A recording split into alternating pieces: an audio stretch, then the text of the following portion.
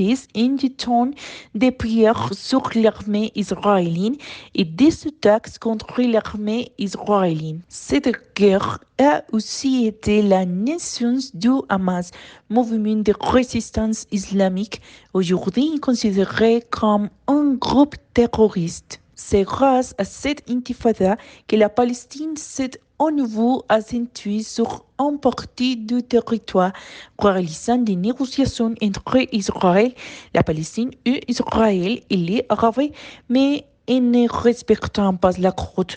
La deuxième intifada a eu lieu en 2000. Pendant ces conflits, les citoyens de Palestine ont été opprimés et différents déplacements et mauvaises conditions de vie ont eu lieu en raison de la cesse du territoire par Israël.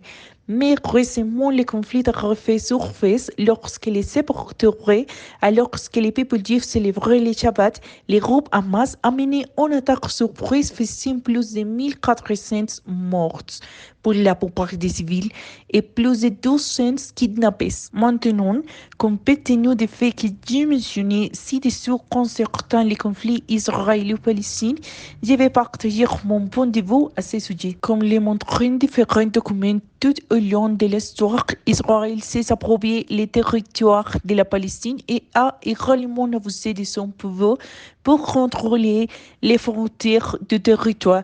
Et celles-ci sont très importantes pour les citoyens car elles sont la source de nourriture et ressources. Dans le cadre de cette appropriation du territoire, des milliers de Palestiniens ont été déplacés suite à des actes de violence et ont été confrontés à des situations d'insécurité sociale et de mauvaise qualité de vie pendant des décennies, ce qui